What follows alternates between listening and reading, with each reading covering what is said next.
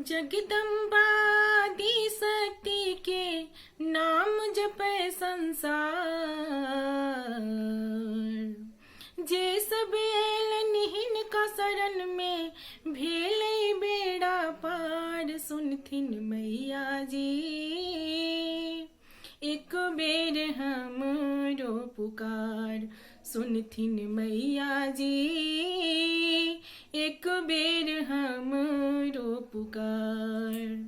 जगदम्बा आदि शक्ति के नाम जपै संसार।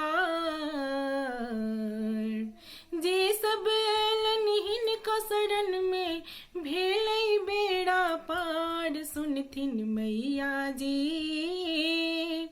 एक बेर हमरो पुकार।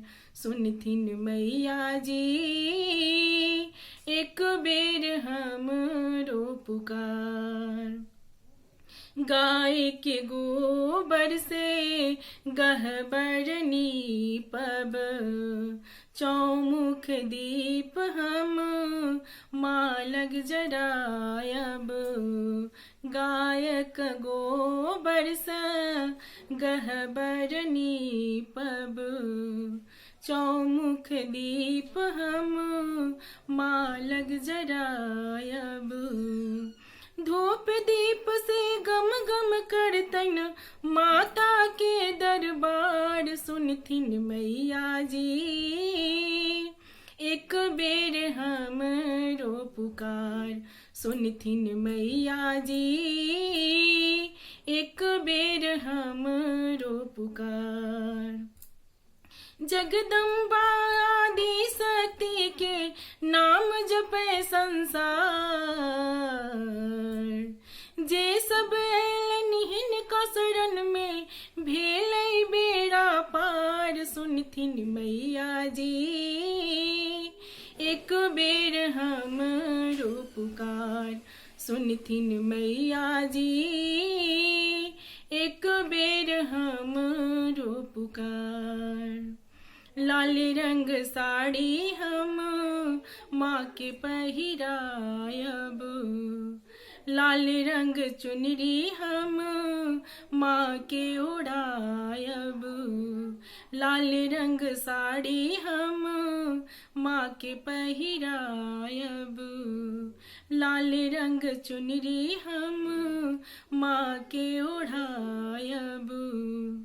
लाल रंग के चूड़िया बिंदी से माँ के करब सिंगार। सुनथिन मैया जी एक बेर हमरो पुकार।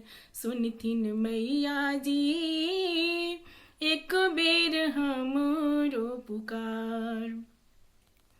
पहिल मांगब माँ से भाई भतीजा।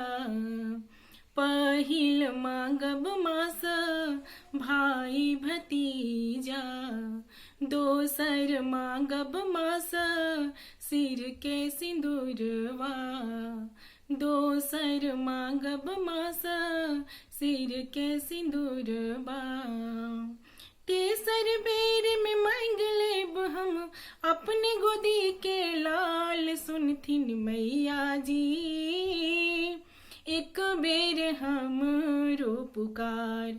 सुनथिन मैया जी एक बेर हमरो पुकार। जगदम्बा आदि शक्ति के नाम जपै संसार। जे सब एलन हिनका शरण में भेलै बेड़ा पार। सुनथिन मैया जी एक बेर हमरो पुकार। सुनथिन मैया जी एक बेर हमरो पुकार। सुनथिन मैया जी एक बेर हमरो पुकार। सुनथिन मैया जी एक बेर हमरो पुकार। धन्यवाद। आप सबको ये गीत पसंद आए तो लाइक करना नहीं भूलिएगा और चैनल पे नए हैं तो सब्सक्राइब जरूर करिएगा।